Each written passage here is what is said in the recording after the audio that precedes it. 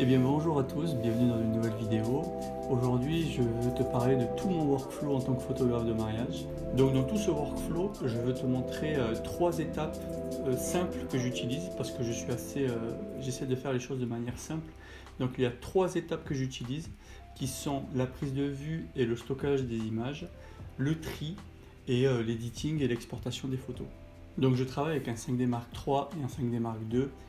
Sur chaque boîtier, il y a un 50 mm 1.2 et un 35 mm f2. Je ne travaille qu'avec ça comme objectif parce que j'ai un côté un peu minimaliste et j'aime les choses très simples. Le fait de me limiter à ces objectifs-là, ça me permet dans la contrainte, avoir plus de créativité. L'avantage du 5D Mark III, qui est mon appareil principal, c'est qu'il a le double slot. Donc dans le 5D Mark III, je mets une carte compact flash et une carte SD, et les deux cartes ne font que 16 Go. J'ai choisi 16 Go parce que ça me permettait de changer régulièrement les cartes et limiter un problème technique, un problème au niveau du boîtier, je sais pas qu'est-ce qui peut se passer.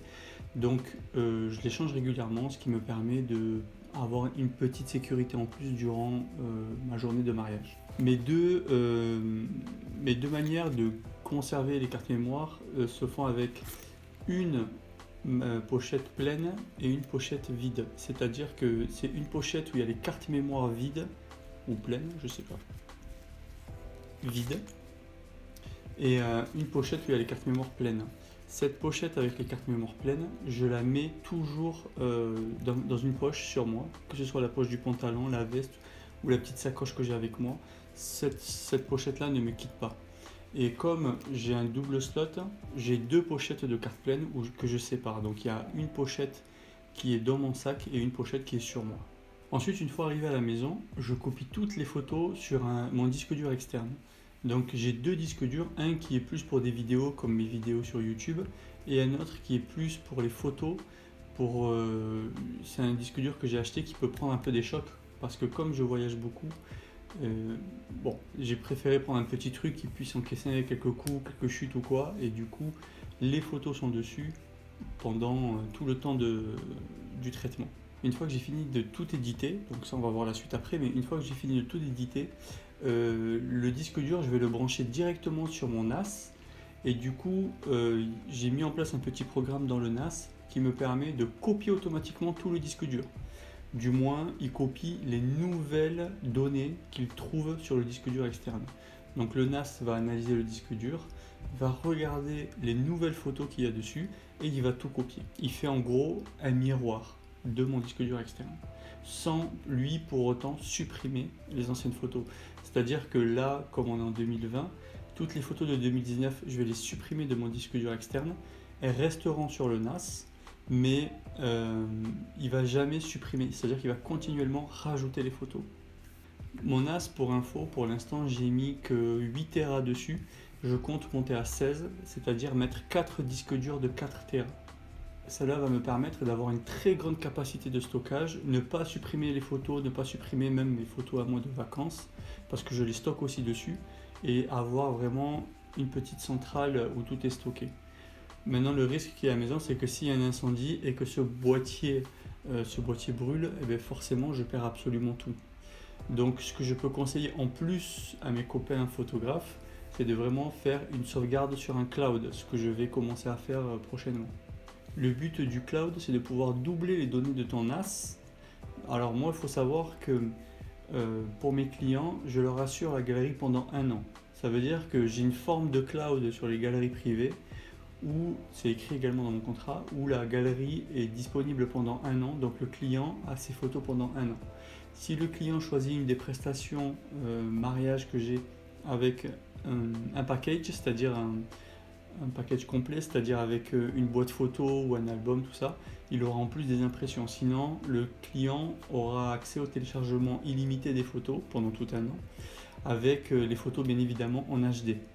Donc pour ma méthode de sauvegarde, j'ai une méthode assez simple que je vais vous montrer, mais qui est aussi physique, donc je voulais la montrer. C'était que je pose les cartes mémoire côté face d'un côté de l'ordinateur, et je vais les retourner ensuite une fois qu'elles sont copiées. Ça me permet d'avoir une méthode assez disciplinée, on va dire, assez méthodique et qui est aussi visuelle. C'est-à-dire qu'une fois que la carte mémoire est copiée, elle est retournée. Donc je suis sûr que cette carte mémoire a été bien copiée. Et sur la fin d'un mariage, quand on se retrouve avec 10, 15, 20, 30 cartes mémoire, eh bien au moins on ne s'embrouille pas en ayant posé ça, est-ce que je suis sûr de l'avoir copié ou pas. Là, en ayant cette méthode-là, on peut vraiment avoir un suivi complet et visuel de la copie de nos cartes mémoire. En ce qui concerne le tri, j'utilise un logiciel qui s'appelle XNView. Donc la plupart de mes collègues utilisent Photomécanique qui coûte 150 euros. Moi avant je bossais en informatique, j'ai travaillé sur Linux pendant très longtemps et donc directement l'idée m'est venue de voir s'il n'y a pas des logiciels open source qui permettent de faire la même chose que Photomécanique. Et j'ai trouvé finalement XNView, je mettrai le lien dans la description. Il permet de lire ces fichiers RAW rapidement et de faire un tri. Donc faire mon tri pour moi se fait avec une manette. J'utilise une manette de Xbox qui fonctionne en Bluetooth avec le Mac. Donc cette manette va me permettre, une fois que je l'ai configurée, va me permettre de faire mon tri rapidement. Ça me permet de ne pas toucher le clavier, d'être bien adossé, être tranquille et faire mon tri voilà, assez facilement. C'est un petit avantage que j'ai découvert il y a quelques temps. Et donc depuis que j'utilise ça, quand je suis dans le train ou quoi, je fais mon tri comme ça et ça va très très vite. Je pense que j'ai gagné facile 20% en rapidité plutôt qu'en touchant les touches du clavier. Enfin voilà, c'est une méthode que j'utilise et que voilà, ça me convient. Donc pour le stockage des photos, j'utilise les dossiers par année, mois, jour. Ça me permet en fait d'avoir un tri beaucoup plus ordonné sur Lightroom. Donc pour le tri, je vais créer un deuxième dossier. En fait, je mets un premier dossier qui a l'année, le mois, le jour et le nom des mariés. Je copie ce nom, je le recopie à l'intérieur de ce dossier-là avec un autre dossier RAW, un autre dossier export quand j'aurai besoin d'exporter après. Et du coup, quand je fais mon tri, je fais ma sélection des photos. Une fois que j'ai fait ma sélection des photos, toutes les photos qui ont été marquées, je les envoie dans ce dossier qui a le même nom que le dossier d'origine. Ça me permet d'avoir un meilleur tri sur Lightroom, chose que je te montre juste après pour la partie editing. Il y a une chose aussi que je voulais préciser avant, ou des fois ça m'arrive encore, pendant le jour du mariage, quand j'ai un peu de temps, je regarde mes photos sur le boîtier et avec la touche Rate de l'appareil photo que j'ai configuré, je peux mettre une note aux photos. Ça me permet d'avoir un repère plus rapidement et de trier aussi un peu plus vite les photos. Donc passons à la partie editing, c'est la chose que j'aime le moins.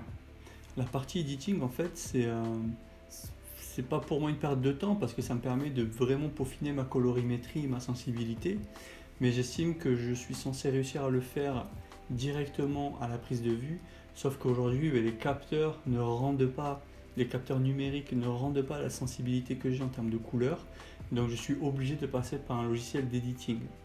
Donc cela me permet vraiment de peaufiner ma sensibilité et ma personnalité dans l'image, et j'ai essayé d'avoir une méthode assez rapide également pour pouvoir passer le moins de temps sur cette partie-là. Donc dès que j'importe les photos, ce que je fais en même temps, c'est que je crée une nouvelle collection. La nouvelle collection aura le même nom que le dossier d'origine. Ça va me permettre dans les collections également d'avoir un tri qui est fait pour que tout soit fait de manière un peu plus organisée. Au moment de l'importation, comme tu peux le voir, il y a directement mon preset qui est mis. Donc ce preset là en fait, c'est un preset que j'ai mis beaucoup de temps à trouver pour pouvoir avoir une approche argentique. Et je rajoute également un petit peu de netteté parce que comme je travaille à pleine ouverture, il n'y a pas forcément beaucoup de netteté dans l'image, comme je te l'avais expliqué dans la dernière vidéo sur le triangle d'exposition. Donc concernant la retouche, ça se fait assez facilement. C'est-à-dire que je commence par travailler sur la balance des blancs pour avoir l'ambiance générale de l'image. Je vais travailler ensuite sur les ombres, le détail et le recadrage. Je ne fais pas plus que ça en termes de retouche parce que au moment de la prise de vue, je prends vraiment le temps de réfléchir à comment composer mon image, comment orienter, comment me déplacer et donc je ne travaille pas forcément plus que ça en termes de retouches. Concernant l'exportation, elle se fait en deux parties. La première se fait directement sur la galerie via un plugin que j'ai mis sur Lightroom qui va me permettre d'avoir directement les photos dans la galerie en très bonne qualité. Et la deuxième partie se fait en basse qualité pour le blog. Ça va me permettre de... Je prends généralement 10% du reportage que j'ai fait et je vais exporter ça sur mon blog pour raconter une histoire, améliorer mon SEO et compléter un peu ce que je fais, enfin, et montrer un peu ce que je fais dans mon travail. Donc pour le blog, bon, ça c'est quelque chose de différent, je ne vais pas te montrer comment on fait un article de blog, mais voilà, globalement au niveau de mon travail, tout mon workflow. Donc c'était tout pour cette petite vidéo, j'espère qu'elle t'aura intéressé, qu'elle va t'apporter des petites méthodes pour simplifier ton travail, parce que moi j'essaie vraiment d'être le plus minimaliste dans mon travail, parce que j'aime gagner du temps sur ce que je fais, j'aime pas perdre de temps comme l'editing, tout ça, et voilà, j'espère que cette méthode-là va te permettre de trouver peut-être des astuces pour toi. Il n'y a pas de bonne ou de mauvaise manière d'éditer. Cependant, il faut que tu arrives quand même à trouver ta manière d'éditer les images et gagner le plus de temps possible pour ne pas être derrière ton ordinateur, ou du moins de ne pas perdre de temps à éditer tes photos. Parce que le temps que tu consacres à éditer tes photos, c'est du temps perdu pour ta communication. C'était tout pour cette petite vidéo, j'espère qu'elle t'aura intéressé. N'hésite pas à laisser un commentaire s'il y a des choses, des questions ou des remarques à faire, des choses qui t'ont interpellé. Et je te dis merci et à bientôt.